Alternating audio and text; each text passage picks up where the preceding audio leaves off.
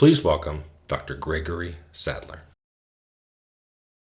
But this is a story of like lots of lucky breaks. And I wouldn't suggest that it should be a model for like how a young person who wants to study philosophy today should like orient their life, just kind of like, go with whatever weird flow they have. I think that'd be terrible advice to give. Yeah. Yeah, I in a lot of ways, you know, there's always the disappointment on, about things that we haven't done or things that we wish we'd done better. But in a lot of ways, I'm very happy, with where I am right now. Yeah. Um, and the things that I'm happy about in my personal and professional life, I would wish for young people that I talk to or anyone that I talk to. But when it comes to young people, I wouldn't sell them on the Chris Outlaw plan to get here. Like it's Yeah. like, yeah, maybe screw off and do nothing for a few years. Give the Navy a try, screw off for a few years after that. It's not a great plan. But you can eventually find good people. I ended up in um, a program which I think is similar to your experience in Carbondale at the University of North Carolina at Charlotte, which is Okay. a very pluralistic program where again, it's not one of these like come here if you want to be a great X type of Yeah, yeah. philosopher, analytic or whatever. Like all the professors had different backgrounds, and for someone like me, that's amazing. Um, I don't even know Yeah, how it's what I it's would do in a dedicated program.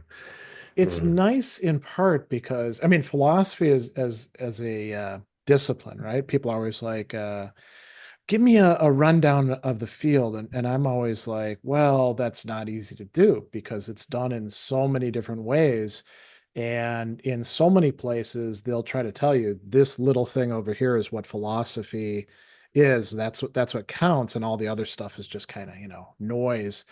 But that's just because they're very parochial. Going to a pluralistic place, I think is better than going to a place that heavily specializes in we do this and we do it super, super well. At least for most learners, I would say, you know. I mean, we can find precedents for that in the history of philosophy. I mean, think about Descartes, right? And it might just be rhetoric in his discourse, but he's like, I wouldn't have thought of all the things that I thought of if I'd only studied with one master, if I'd had like a consistent line of what wisdom or knowledge is. But the fact that these people couldn't agree on what the proper way to go in philosophy was got me thinking a bit. And so here's the fruits of my thought. I think there's something to that. Yeah, that diversity of thought, is so important. I had a great professor at Charlotte, Michael Eldridge, who was a pragmatist, John Dewey scholar, Okay. and I took him. I had a class with him that wasn't pragmatism.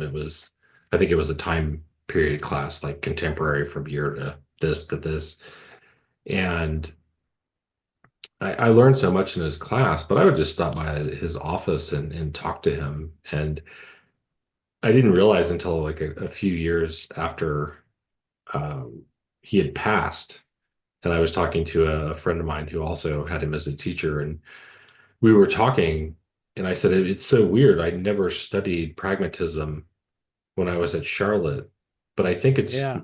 due to talking with Michael Eldridge just in his office that I often find myself making pragmatic decisions, like in my philosophy. And Nick, the guy I was talking about, is like, I was thinking the same thing, and it's just, and it was just a philosopher just talking, so. Well, embodying the philosophy, right?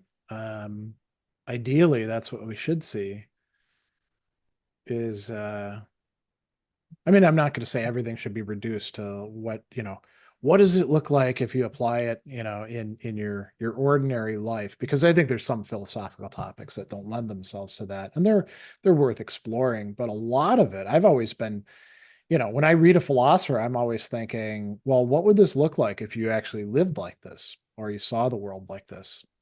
And so I think there's, pragmatism formalizes that. There's a great many other approaches in philosophy that also stress that as central. But at least with pragmatism, it's right there in your face. And actually, thinking back on it, the professor, I only took one class with him, but the professor who I actually got the best advice and guidance from, he was a Dewey scholar as well and a Plato scholar, Tom Alexander.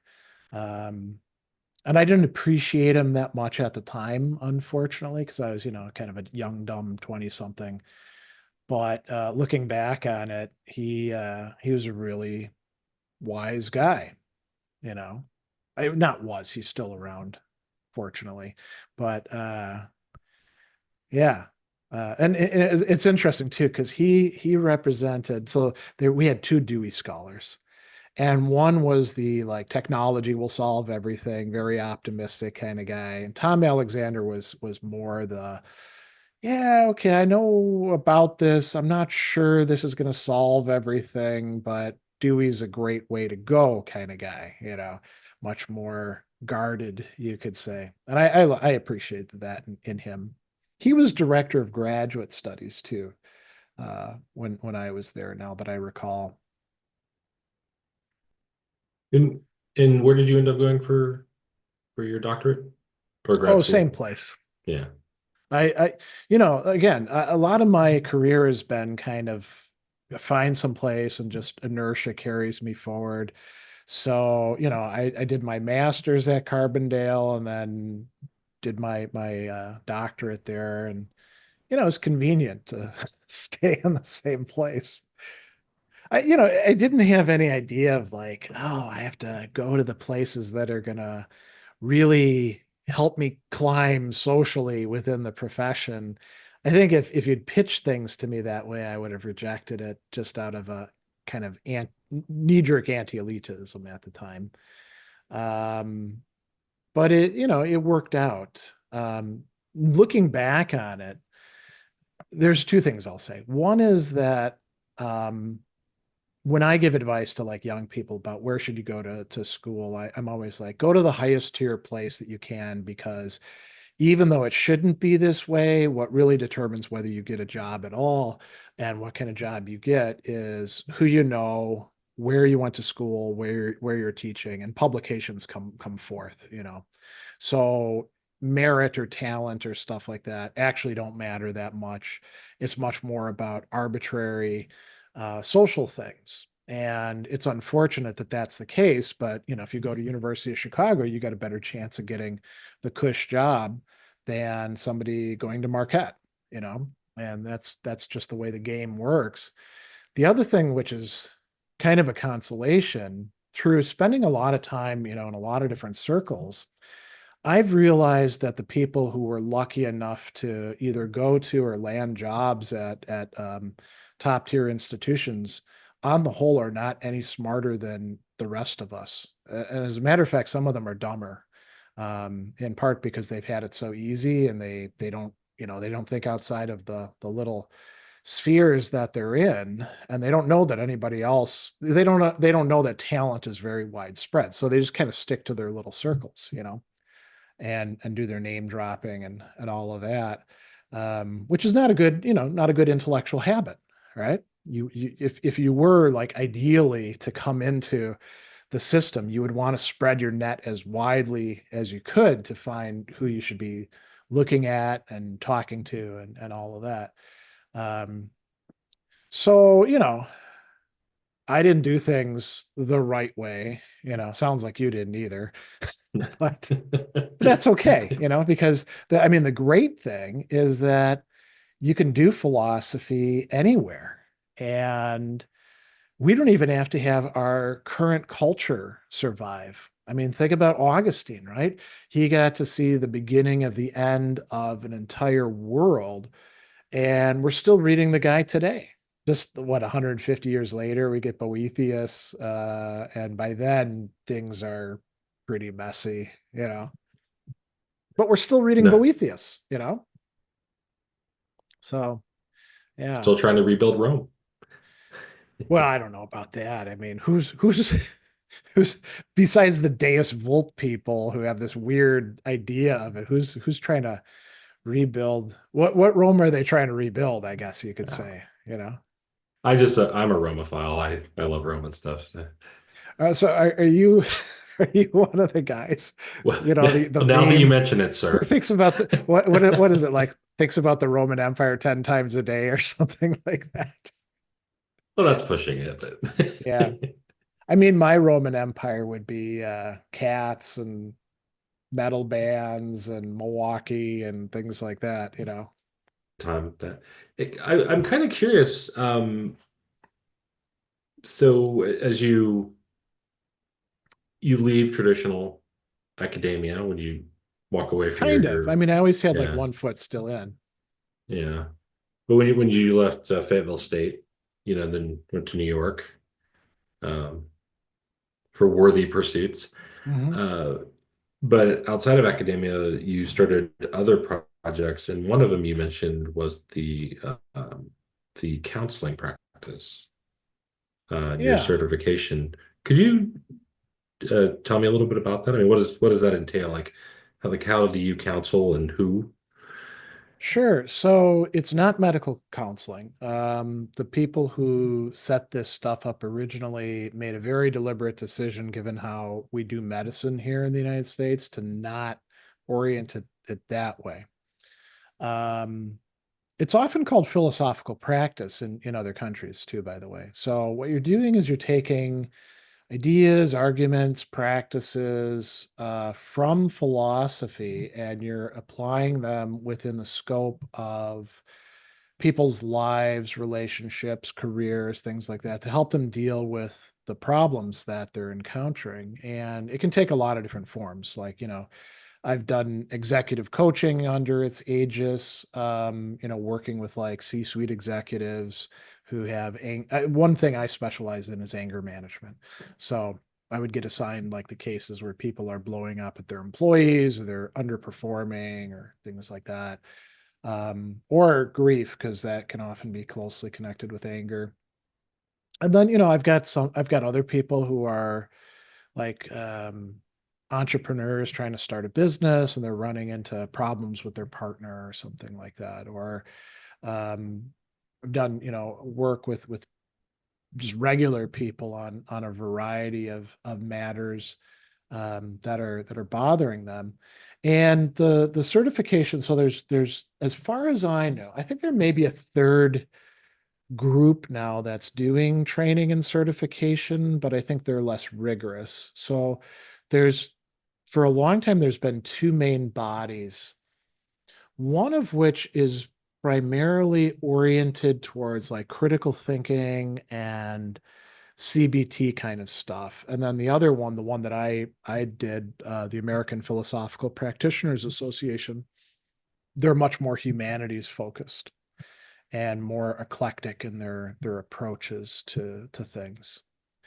It was good. You have to do some reading beforehand. You meet in New York City for the actual training, which is pretty intensive.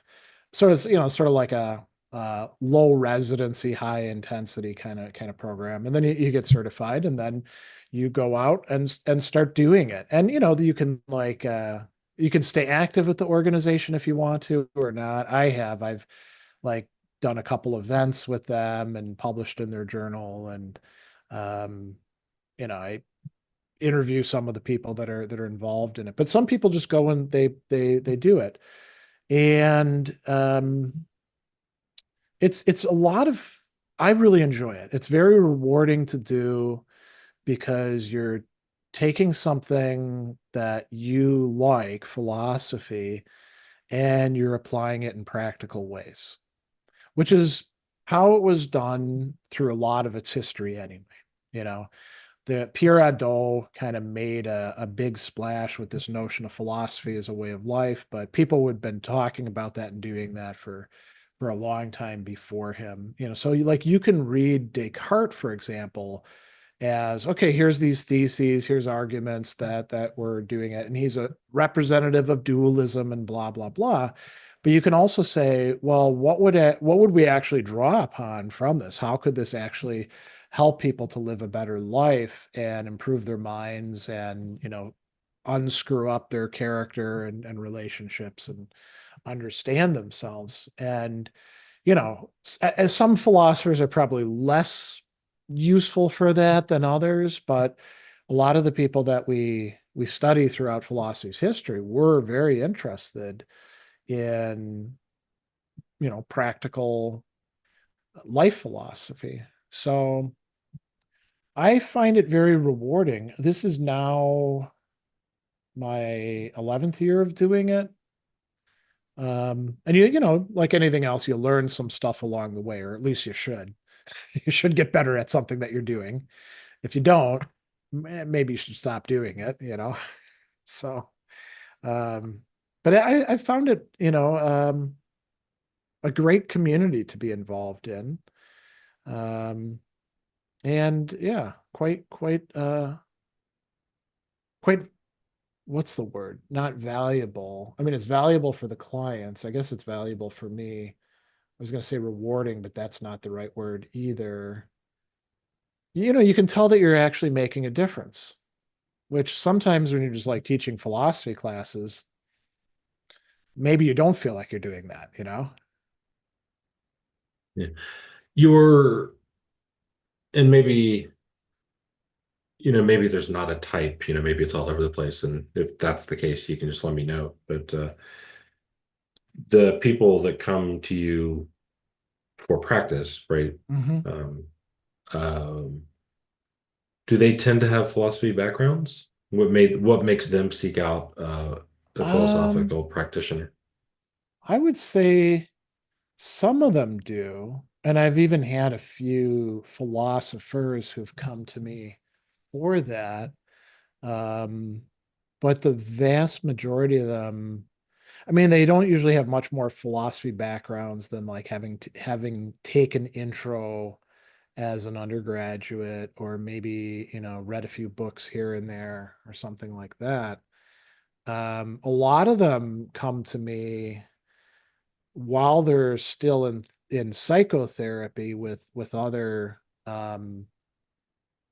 therapists who from whom they're not getting what they want. They're finding themselves getting kind of stuck, which is understandable because I mean, I don't know if you've ever been in therapy, but they're all over the map, all different sorts of modalities. Some of them are threatened by bringing up anything intellectual and will accuse you of intellectualism or intellectualizing. Um, Good therapists are hard to find, and when you do, they're tough to hold on to. They often tend to get promoted upstairs because they're good at what they do. So it's understandable that people would be dissatisfied with what they're getting from standard therapy, right? Um, and then a lot of them are like business types, and I don't know, they may have encountered philosophy before, but it hasn't played a huge role in their lives, you know. I gotta say But too, I've been lucky in that I got into YouTube when it was early on, because a lot of my other services are driven by people seeing my videos. hmm, So they're like, "Hey, that's this great. guy, this guy seems approachable. He doesn't talk in a very high level academic way. He seems like an ordinary person who happens to have, studied some interesting stuff. I'll trust this guy." Nice. Well, I think we've reached that point where I need to start asking you the questions that I forewarned Oh, you sure, about. yeah. So, um, like I said, always repeat myself. So the first two questions feed off of each other, and there's always a chance that the answer for one might be both for Okay. anybody. But the first question, just to give you them in advance, is one, what is a great work?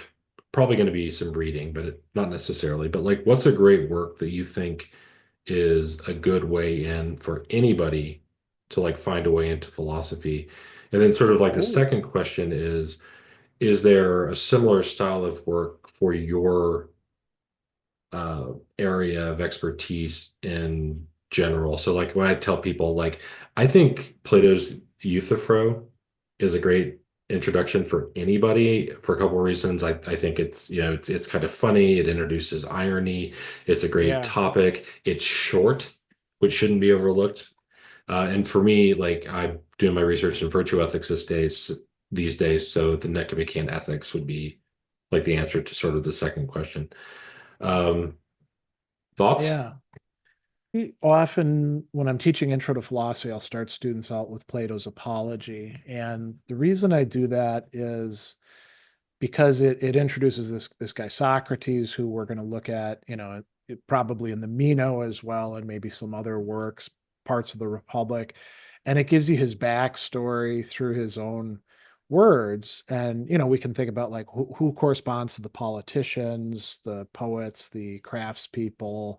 It gets them. It's very easy for them to relate to. And the guy's up for trial for his life, and you do get to see him engaging in that cross-examination with Miletus, making him look like an idiot, clearly not interested in the city. And then it concludes with some discussion about death. And something else that I point out to my students is Socrates makes some bad arguments at different points in there. And so you can ask yourself, well, is Plato dumb? Did he not know that these are weak or bad arguments? And my answer is no, no, he does. He wants you, the reader, to catch that and to think about how could we make these arguments better, or how do we need to qualify them. So it's a great text for like unpacking a lot of stuff, and it gives them some background and some centering. Um, the second kind of text was more like what to go on to, if I understood right. I Well, mean, like again, so like I do virtue ethics. So like mhm. if somebody wanted a way to understand like what I do, like what's a good intro text. So the Oh, Nicomachean okay. ethics. Yeah, I mean, I particularly like the Nicomachean Ethics. I teach it in intro classes as well, not the entirety of it, but books 1 through 4, and then usually book 7 as well. Well, and sometimes books 8 and 9, because they really love the friendship stuff, which is very relevant to their lives. Um, I don't know if there is a particular book for the kind of stuff that I do, because I'm kind of spread across a lot of stuff. I'm also a virtue ethicist, but I'm eclectic. So I draw heavily on the Aristotelian and Platonist tradition, which, would include Plato, but also like Plutarch and later Platonists. And I also draw very heavily on the Stoic tradition, but there's no like one single Stoics on ethics text. You have to piece together things. As a matter of fact, I'm working on a book on the Stoics' views on the cardinal virtues, because I see so many bad takes out there and poorly informed takes, that I want to do the work of connecting the dots. So I don't actually have a good answer to the like one work that I would give somebody to understand like what it is that I do. Um, Well, what about outside of sort of the traditionally accepted material? Is there like something in pop culture that you think is a great way in, like a particular movie or show or anything that you think could motivate people? um, I mean, I used to show movies in classes years ago, but I don't really do that much anymore. So any movies that I would mention are from the perspective of like young people, like hopelessly out of date, like The Matrix, for example, right? They've all heard of it. Very few of them have actually seen it, because now it's an old movie. I used to also show Memento, which was kind of fun, dealing with memory and Dark City and stuff like that. Um, and I don't do a lot of like, I mean, I weave in a lot of contemporary pop culture references when I'm actually teaching or presenting, but I don't prescribe that kind of stuff. And I don't have my students read, you know, popularization of philosophy stuff either, like Plato at the Googleplex or, things like that. Because oftentimes those aren't very good, unfortunately. They give them all sorts of mistaken ideas about like what this person thinks or that. And then you got to kind of like do some damage control afterwards, I find. What I do like though, and I've been so I have a series that I've been doing now for this is the 10th year, Worlds of Speculative Fiction.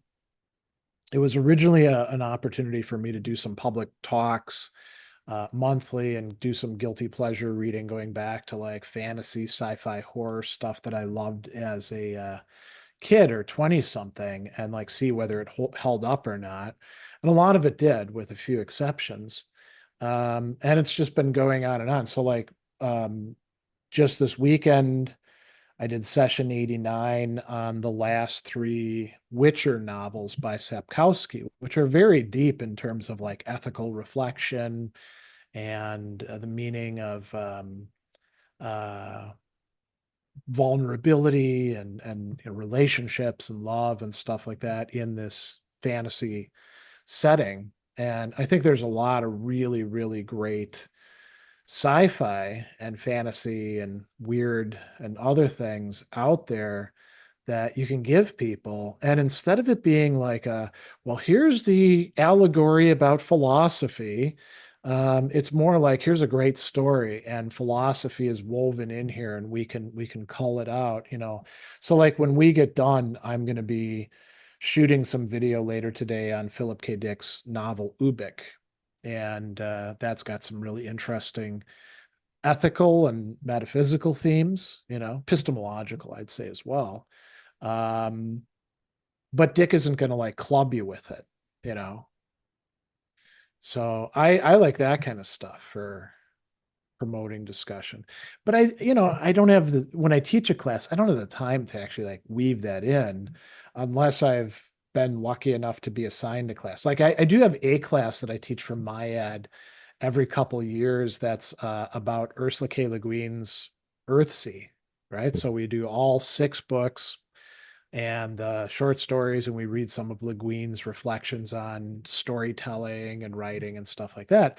And she knows philosophy, and she weaves it in there very, very cleverly. And she never mentions, you know, like, by the way, here's a representative of mind-body dualism or, you know, anything like that. She just taught has her characters talk about it, you know. Greg Sadler, thank you for being here today. Oh, you're very welcome. Thanks for Thank having you. me on.